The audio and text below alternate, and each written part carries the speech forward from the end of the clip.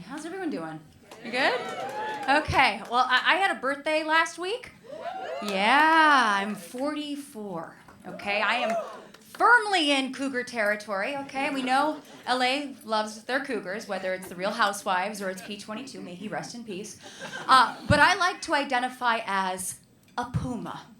As in, you heard me right. As in, anytime I get asked out by somebody born after the Clinton administration, I poo my pants just a little bit. Yeah, true story. Sorry, that was a shit joke. Yeah.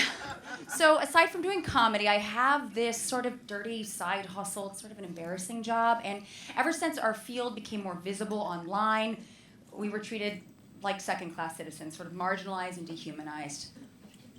I'm a scientist. Yeah, and I know what you're all thinking. She definitely looks like a scientist. No, nobody ever thinks that. No, and I get told by a lot of people, you don't look like a scientist, right? And by a lot of people, I mean men. And usually it's in the context of them trying to flirt with me, which I think is sort of a weird tactic, right? Like, that's telling someone that you don't look like a scientist is a very thinly veiled way of saying, you don't look so smart. And sometimes I just dish it right back, like, well, you didn't look like somebody was going to butter my biscuits tonight, and I guess I was right. Yeah, but sometimes I like to play with them, toy with them a little bit. Oh my God, why don't I look like a scientist? Can you give me some reasons? And usually I can think of two, Bob and Bobita. Yeah, I named my breast as an awkward 12-year-old girl. I'm going to make it a little bit more awkward and let you know that my grandfather, father, and brother are all named Robert. So these are family names, folks, okay? The girls are, they wanted to get in on that action. But the men sometimes tell me, like, really, the reason why you don't look like a scientist is because you're not a white, old, bearded man. And I like to correct him. The beard's coming in good, guys. You can see it from here? Oh, man. Okay, I thought I did better. But it's the penis that's taking its sweet-ass time. Still don't have one. I don't know. I can buy one, but it's still not what I want. But they're not wrong. For the longest time, the people that have had the money, the funding, and the opportunity to do the science have been white, cis, hetero men. And that is problematic because if the same people are doing the science, that is the only people that are informing the science. And that is when you get headlines like this. Hold on, it's in Bob.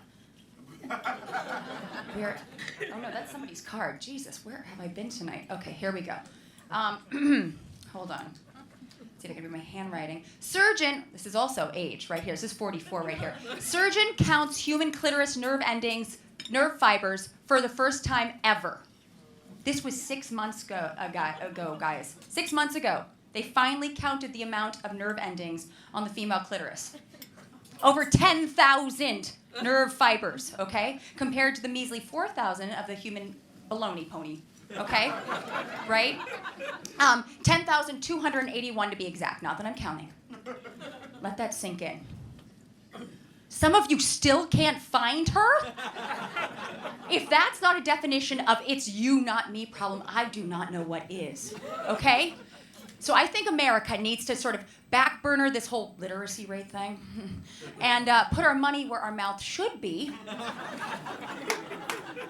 and focus on our cliteracy rate. Okay? Right? Yes? Please. I think it's time. And guys, it's not just humans that have this problem. Snakes. You heard me right, snakes. Okay, 3 months ago, in December, an all-female team of researchers in Australia announced that snakes, female snakes, not only have a clitoris, they've got 2 devil's doorbells. 2. And it's forked. It's a hemiclitoris, okay? So the carpets match the drapes. And the males have a forked tongue. That's a good time, guys. It's 2-pronged for her pleasure. That's what I'm talking about. Yeah, so representation in science matters. Okay? And not for the humans, do it for the danger noodles, right? I mean, they need it too. As far as being a scientist, I am a primatologist. Anybody familiar? Not to be confused with proctologist, although I do deal with a comparable amount of shit. I study monkeys and apes, okay? And spoiler alert, all of you are a bunch of primates, and I'm taking notes. Every one of you. Especially you, sir. I saw what you did before the show.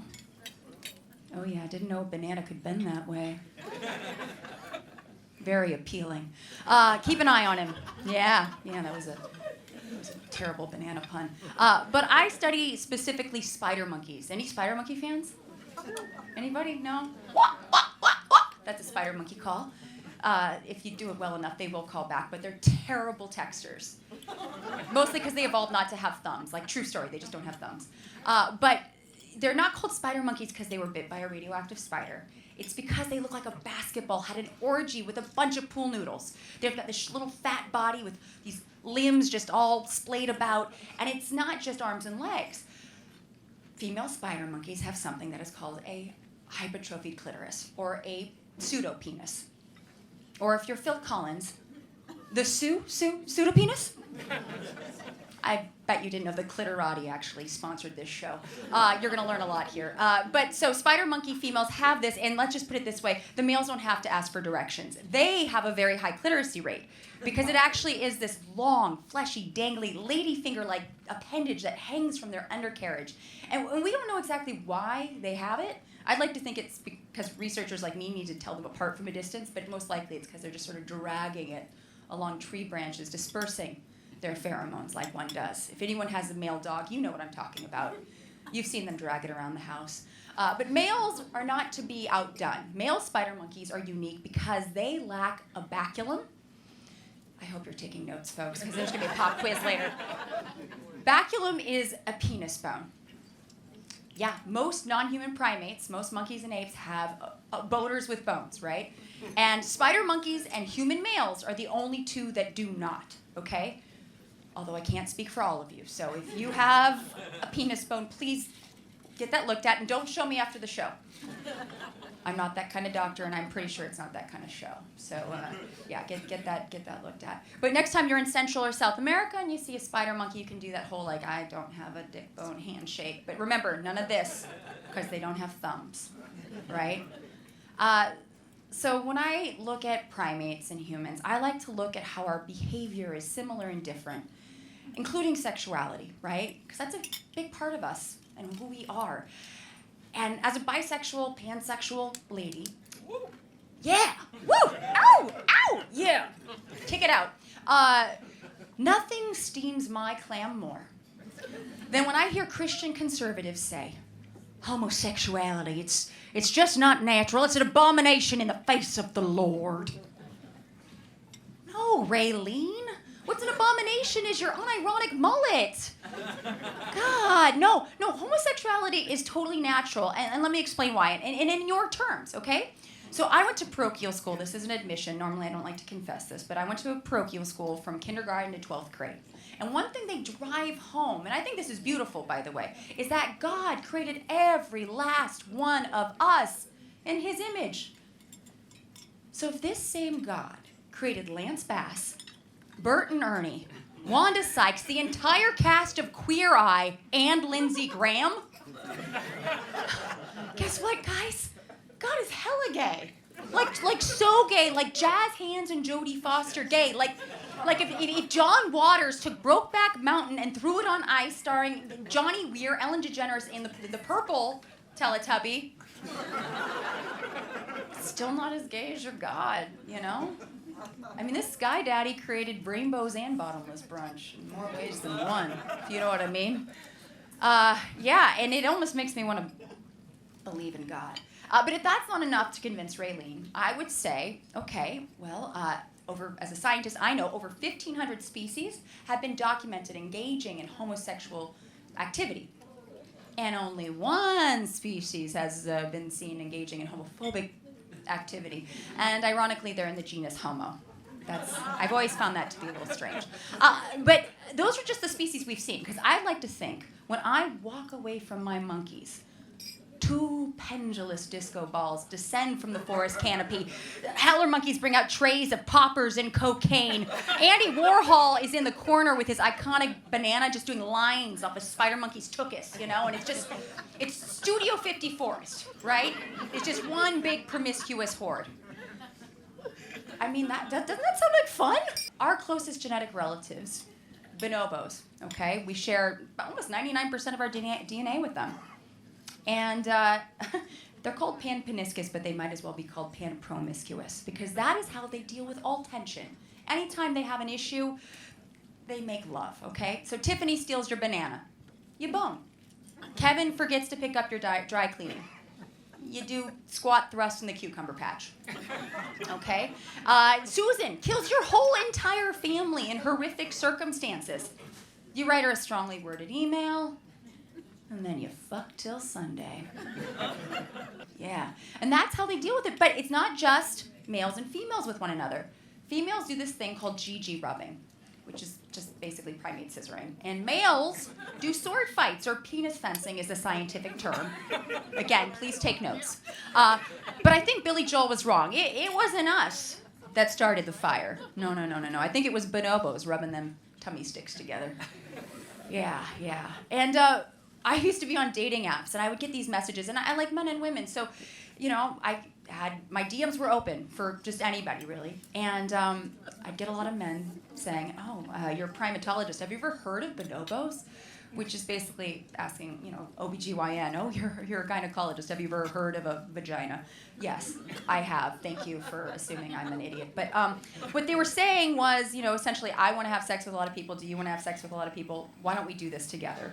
And, I get it. I understand why they want to be like bonobos. And I understand why everybody might want to be. But I want to drill home the point that you should know bonobos are female dominant. The ladies run the show. So if you want to be more like bonobos, maybe, forget the mansplaining, forget her emails, and maybe elect a woman for president. Just an idea. And I'm not saying that's going to be the answer to, create a huge key party for our species, but there's only one way to find out. So I don't know, maybe just mull it over, consider it. And I want to tell you about one of my favorite gainimals, the American buffalo, put in the bay in Boston. Oh yes, these horny herbivores, up to 55% of mountings are between males. Mm-hmm. And a lot of scientists have tried to, again, explain the gay away, because if there's a lot of cis hetero men doing the science, they're like, oh, Kevin's just asserting dominance on Steve. No, Dr. Dents. Kevin is inserting dominance into Steve repeatedly. And Steve's coming back for second, thirds, and fourths. Jim's down the road. When's my turn? And just so you know, it's the subordinate males mounting the dominant males. Yeah, because you got to dress for the job you want, not the job you got, right? Yeah, they're a good time. And they're trying to figure out why so many male-on-male mountings. And, it's funny. Aside from just liking it, they think that it's because the females only want to do it once a year. Stephanie only wants to do it on my birthday. But with Steve, every day's my birthday. Yeah. I feel like, I hope I haven't overwhelmed you with the animal genitalia facts, because I was... Fun side note, my name is Natalia, and in 7th grade, my nickname was Genitalia, because boys are both brilliant and mean. Thank you, Aaron Feinstein. Shout out to him. But I will leave you with this parting gift. Guess which animal has the biggest balls in the world? Goat. Sorry. It would behoove you to think that. No, they are the horniest animals, but not the biggest balls. Sorry, I know. It's welcome to the pun zone. No, any other guess? Water buffalo. Water buffalo? Rabbit? They are prolific in the lovemaking. No, it's actually, if you guess the southern right whale, you wouldn't be wrong, and if you wouldn't want to be right unless you're the southern right whale. It is the southern right whale. These are 62-foot long cetaceans, and each of their testicle weighs 1,100 pounds. Their silos of seed are 2,200 pounds combined, and they actually have a whole network of veins and arteries, like an AC unit, to keep them nice and cool. You gotta protect that stuff, right? But not only that, they have an 8 to 12 foot long baloney pony. Prehensile, I should say. Prehensile. So that thing could slap you in the face. You could get slapped in the face with a cetacean schlong. Guys, that is a whole new meaning to cold cocking. And on that, I'm going to leave you. Thank you so much.